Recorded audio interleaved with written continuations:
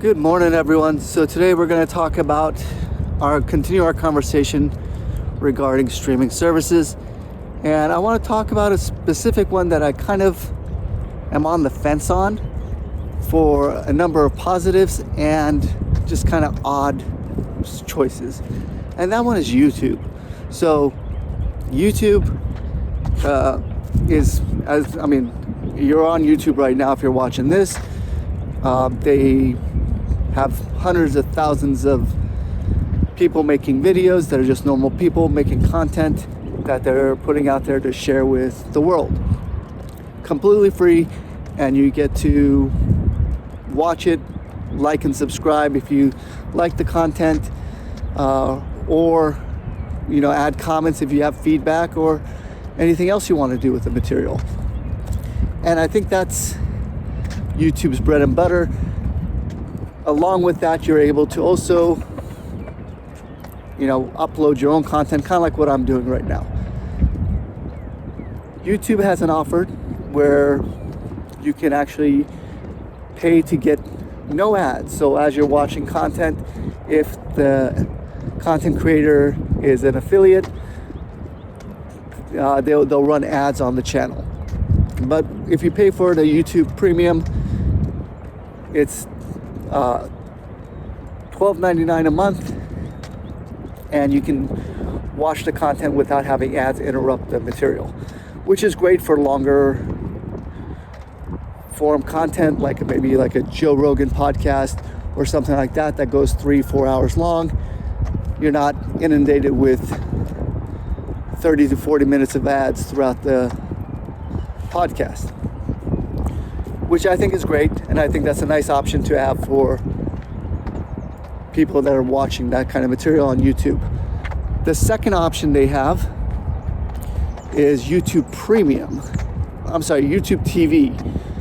YouTube TV is essentially all the things that we kind of cut the cord and got away from basic cable from, which was 115 different channels, from cooking to shopping to you name it. There was a basic cable channel that probably covered it specifically.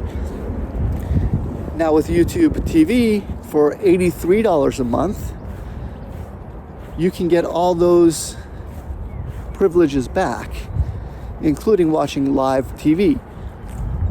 And at first I thought, this isn't bad, but then I thought, wait, so instead of watching content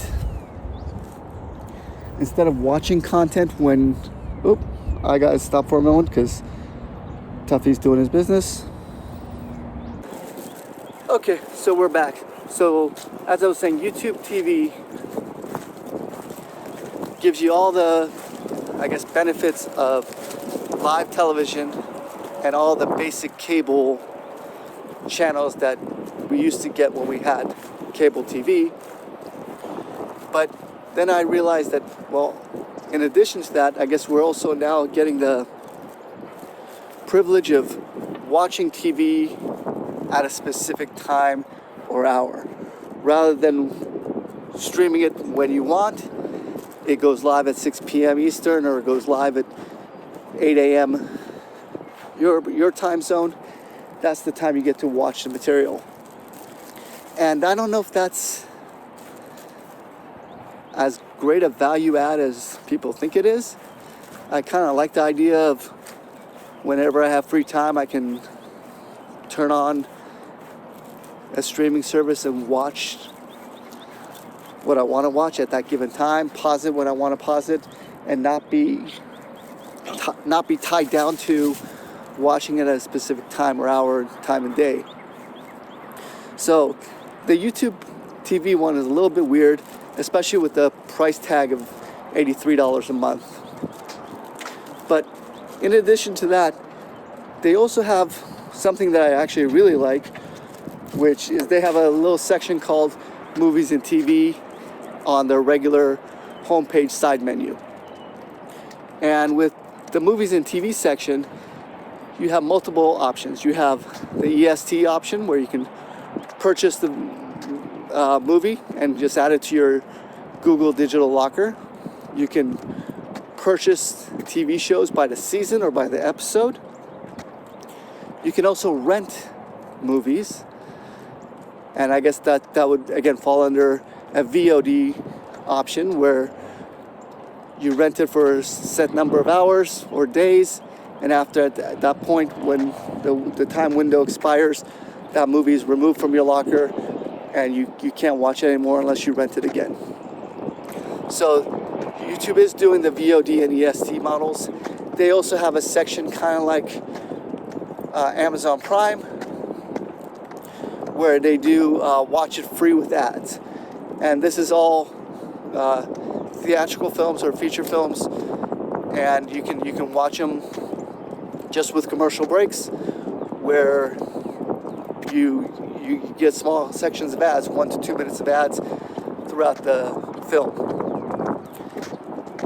And then one thing I do like about it is they also, similar to Apple and Amazon, have offered sub-subscriptions where you can, using YouTube, subscribe to Disney Plus or subscribe to Paramount Plus or subscribe to Max.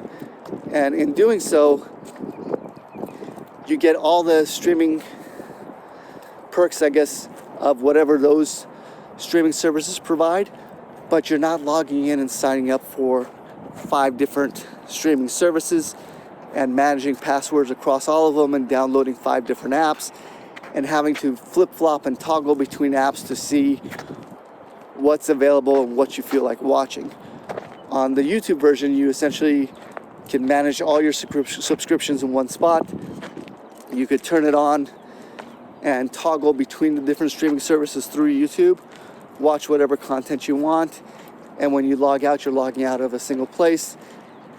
Now, the one thing that I think would be great, and I know it's probably not as easy to do, but if there was a way to, I guess, combine all of them into a single aggregation, but I guess there's too much money involved with the studios to want to do that. But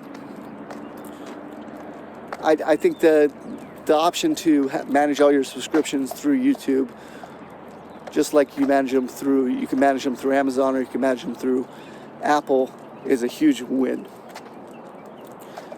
And I think the funnier one is they actually also have a feature on YouTube where, let's say you select a movie, they have a sub drop down where you can select, how do you want to watch this? And it says 3 ways to watch, and you click on 3 days to watch. It says you can watch it by signing up to Paramount Plus for $12.99 a month, and then you can watch the movie. You can rent it for $3.99 and watch the movie, or you can watch it free with ads. Not every title has this feature, but the ones that do, I think, are very clever in the sense that they're cross-marketing not only their subscriptions, they're also cross-marketing the YouTube. I gotta double check this, but I think if you have YouTube Premium that lets you watch content without ads, would that offset the watch free with ads? Because if it does, then it's probably the best subscription out there, because not only are you not paying for the film, you're getting to watch it for free with ads, but because you have YouTube Premium, it's negating the ads portion of that. And I would say, as far as overall quality, YouTube allows everything in both standard definition, high definition, and UHD. So as far as video quality and sound quality goes, it's as accessible as any of the other ones. It doesn't quite have the localization options for selecting alternate languages, audio subs, as other platforms do.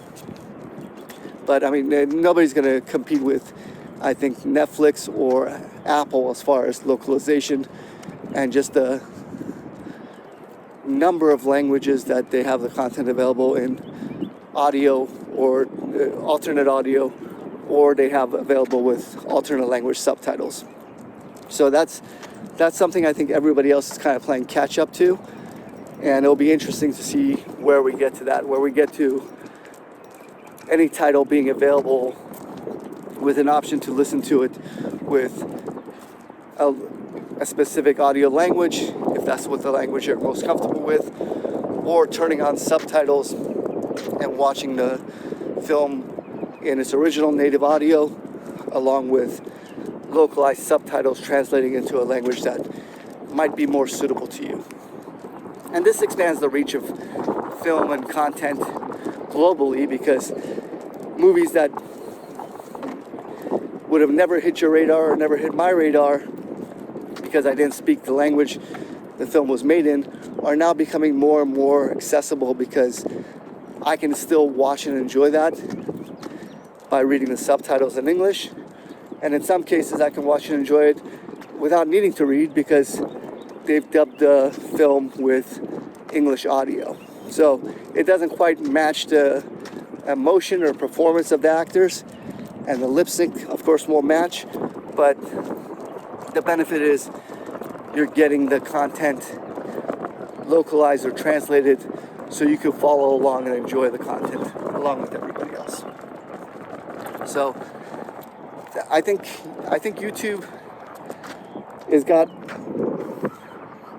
YouTube's got something going on right now with YouTube TV, YouTube Premium. They also have YouTube Music, which is another interesting selection where you can essentially turn off your screen or lock out your device, but allow the music to continue playing. And I think YouTube Music was $10.99 a month. So they all vary in their pricing ranges as far as what the service is, but the one thing I am kind of happy is YouTube is not trying to get involved in the originals and making their own content, because as we've seen so far, a lot of these technology companies that didn't start off in the industry of home entertainment are now trying to get into becoming studios, and it hasn't worked out well for a lot of them. There has been some good shows. I mean, this past year we had some amazing television, and I guess it really depends on your preference, what content you enjoy, what material, what subject matter you enjoy. But there has been some really good television, and you can't. I mean, there's been horrible television as well, but you don't have to watch everything. But as far as good TV, there's been a recent upspike as far as good TV in the last 1 to 2 years from a number of technology companies that have got into the originals game. But YouTube seems like they're avoiding it, which to me is fine. I think more than not, even studios that have been doing this for 100+ years have proven that if they, I guess, lose their fan base or lose sight of their fan base and try and draw a new fan base that had no interest in the subject matter to begin with, not only have they not gained a new fan base, they've also chased away their existing fan base, because the content they're now making is no longer digestible for anyone to watch. So that's it for my talk today. We're doing good. We're actually on the big track right now. We're doing a bit of a longer walk, and I will say I'm feeling better. I'm actually getting further and further along on these walks. I'm feeling better about my walks, and I'm starting to actually feel like I'm not as winded as I was when I first started doing these, which is a good thing. I think anytime we can kind of just get out of our own head, get out of our own way, and I think talking about it is helpful in a lot of ways. I think it's helping just kind of process a lot of things that I've been processing, you know. And again, still looking for work, still applying to jobs on a regular basis.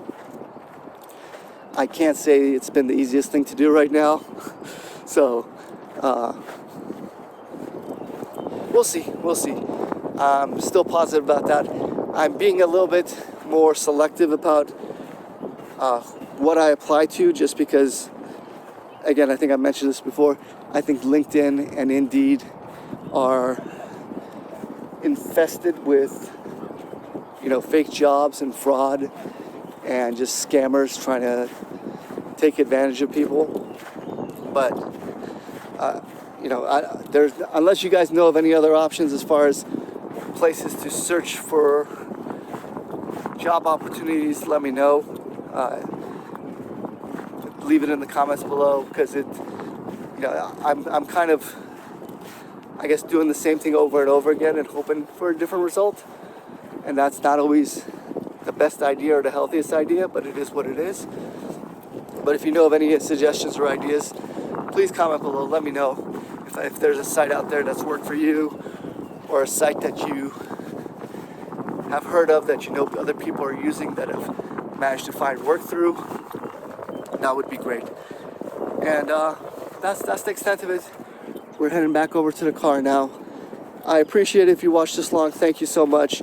If you got comments, feedback, everything is welcome. Let's start a conversation. If there's topics you want to talk about, let me know. We can delve into that as well. And if you like the content, just please leave a like and a subscribe. It does help me grow the channel. And I appreciate you all. Have a great day, everyone. Bye.